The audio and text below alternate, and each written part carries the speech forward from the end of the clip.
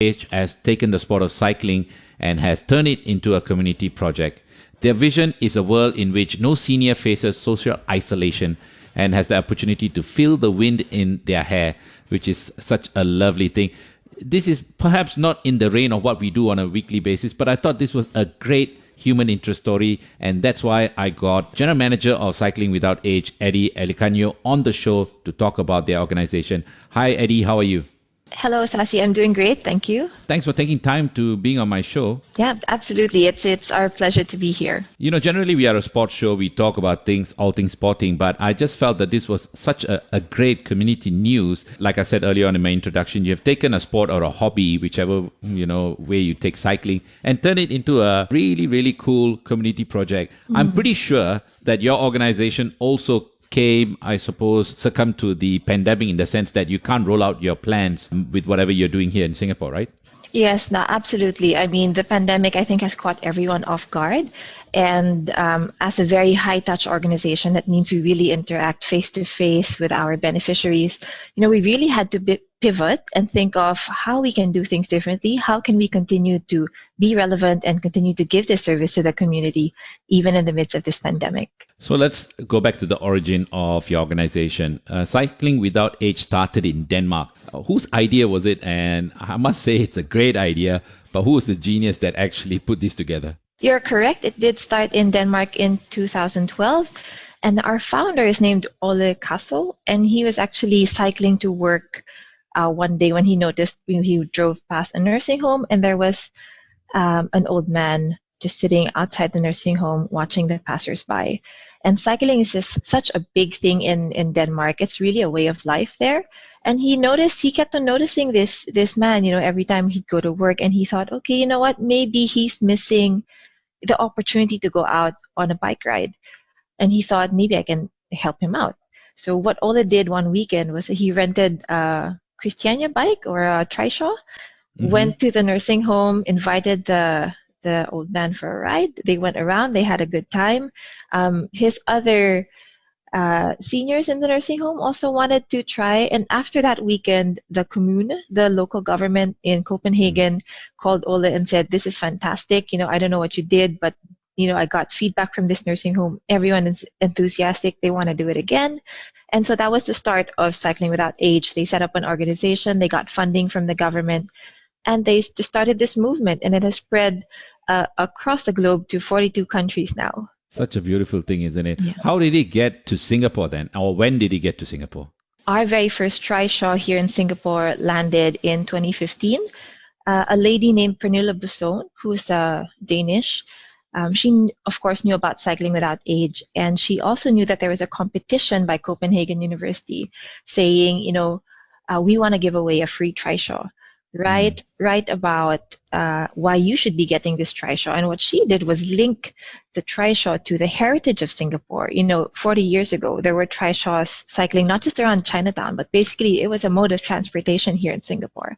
Absolutely. Yes, and so that heritage, that story of heritage, and connecting that with the trishaw was what won our very first trishaw here in Singapore. So shortly after that, Pernille had to leave, so she entrusted the trishaw to a few people in who lives in Singapore, and now from there, we have grown into this organization. We formalized applying for as a charity and applying for IPC status, and we've basically got our big break, so to speak, if I can say that, Sassy. Last 2018, when Temasek Foundation saw us going around in this trishaw and saying, you know what, I think this is a fantastic idea. We want to fund more trishaws. And so we got 10 more trishaws from them and kicked off a program that enabled us to bring even more seniors out around Singapore. No, that's really beautiful.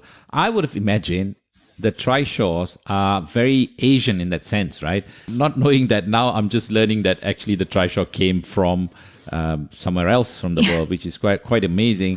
And let's look at the organization now. When I looked at your website, it's grown from obviously strength to strength, and you guys do a lot of stuff. How big is the organization now? We're very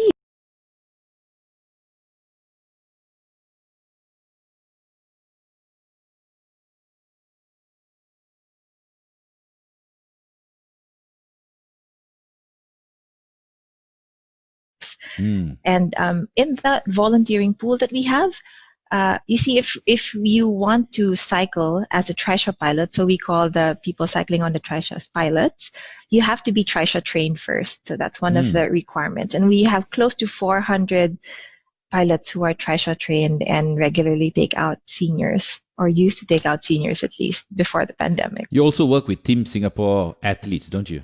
Yes, so we are exploring ways to partner with Team Singapore and their athletes because as you know, they're very avid cyclists and they also have a heart for seniors. That's nice. Singapore was the first Asian country to bring in cycling without age. Is there a specific reason why it was Singapore? It could have been anywhere else. Is that happened by chance?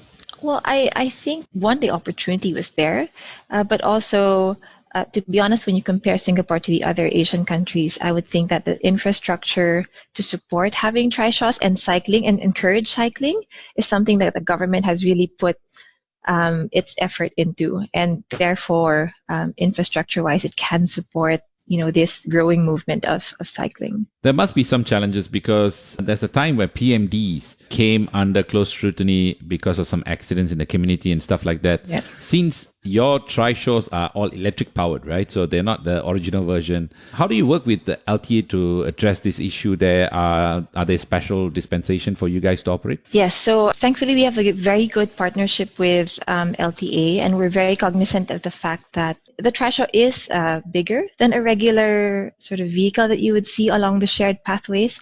So what we've done is we work with LTA to make sure that we're allowed to cycle given certain safety procedures. So for example, we have a safety marshal cycling alongside a trishaw at any given time. And with LTA, we've identified 8 locations around Singapore, 8 routes that we can take the trishaw through, and the seniors can enjoy these routes, and normally it's connected to a park connector or a nearby park. Nice one. So typically these sort of rides, how long do they take? So when a volunteer signs up for a ride, it's 3 hours. And in those 3 hours, you're able to take out a maximum of 6 seniors. So each ride will take around 45 minutes. But interestingly enough, it's really not just the ride that's important. Sometimes we can only go 500 meters and then just be engaged in such an animated conversation with our senior passengers that we don't get to cycle any much further than that. But it's that connection that we really want to build with the seniors, and to make them feel that they're not alone and help them combat social isolation, which is really our mission here. Time for a break. When we come back, I want to continue this conversation with you. Still working from home? Let's have a look at the roads. Vehicle has stalled on the PIE towards the airport just after Pile Bar. Journey. Sports Talk Saturday. I'm joined on the show by General Manager of Cycling Without Age, Addie Interview. Addie, just before the break, we were talking about a bunch of stuff, but I want to ask you about the kind of people that have actually come together as both volunteers and people who are part of the organization. Is this a full-time structure with part-time volunteers, or how do you operate as an organization? Yes, so in the team, we are all hired part-time, and the rest of the time we donate and we as a volunteer to make sure that the organization is up and running. We do have volunteers who are interested, of course, in cycling and taking out the trishaws and engaging with seniors. But we also have volunteers who feel very passionately about cycling without age, but are not quite so confident to get on a trishaw. So they will help us in other ways. They will help promote our cause and our mission. They will attend, for example, events in the past and get people to donate. They will shout out on social media to amplify what we're trying to do. And I think having that really good mix of volunteers who are passionate about cycling and our core service to the community, but also have other skills and want to contribute, that has really enabled us to move forward as an organization. Talking about organizations, no organizations is without some sort of challenge, right? And especially being a non-profit as well, has its own sets of challenges. What are the challenges that you face, and maybe perhaps through these conversations that we are having on the show, that people can come forward and help? Yes, well, I think the biggest challenge which we're facing now is everyone is in the same boat, and this is a pandemic. I think what's especially challenging for us is we were just starting to build momentum before Circuit Breaker happened, and during circuit breaker, we were really not allowed to engage with seniors.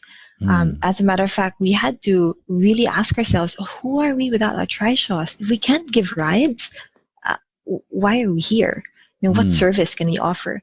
And so it's taken some time, but we do realize that there are other opportunities to serve the community. And one of the exciting new projects that we have is the virtual trishaw rides. I think it's really cool because it's the next best thing.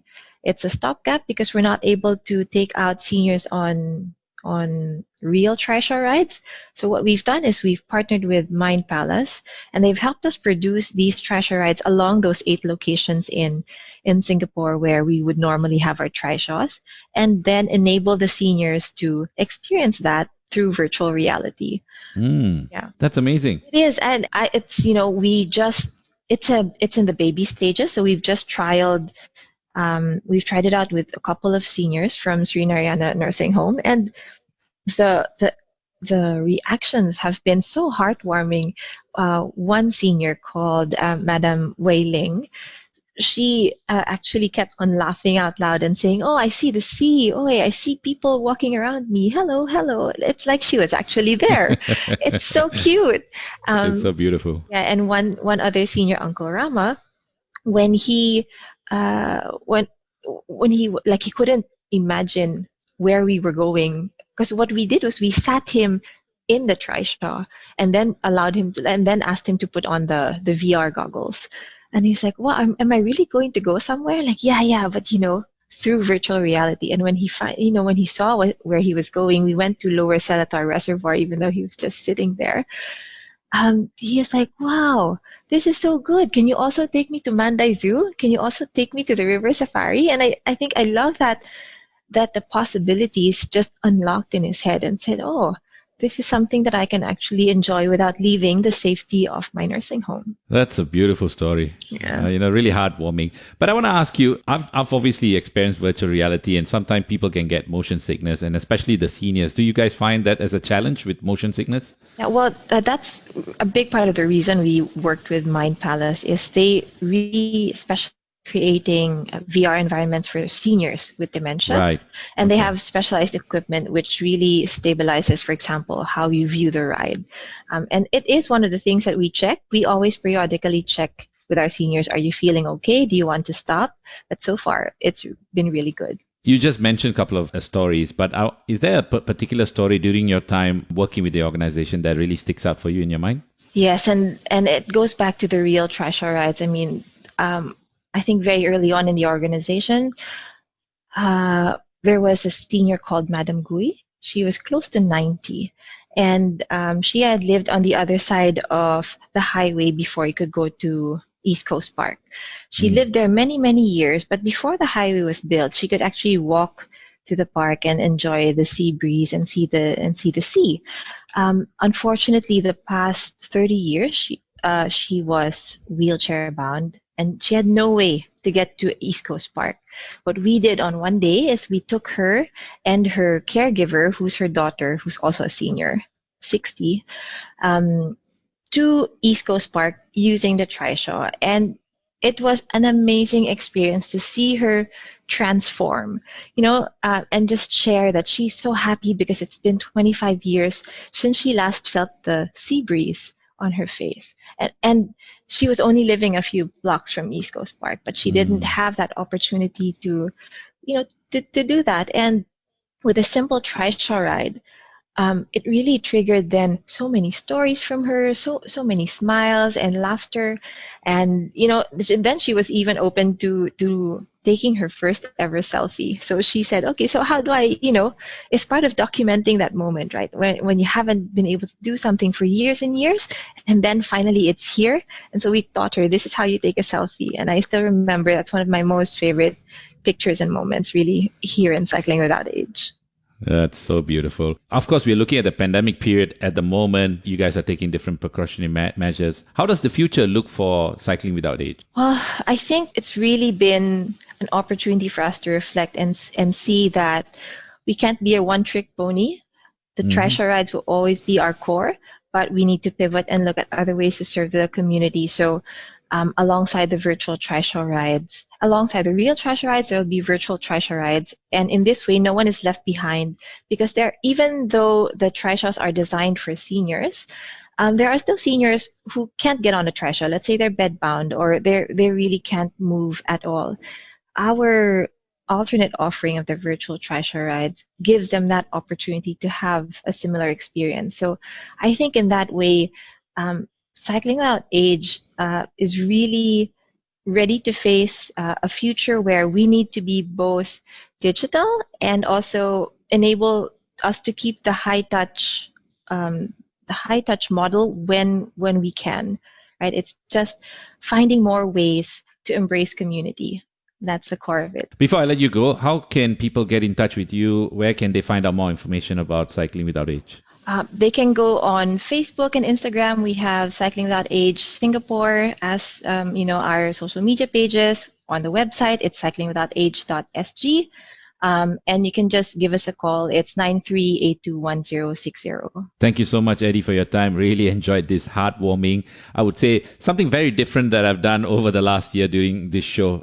Thanks for giving us so much information and great storytelling. Wish you all the best and speak to you soon. Excellent. Thank you so much, Sassy. Take care.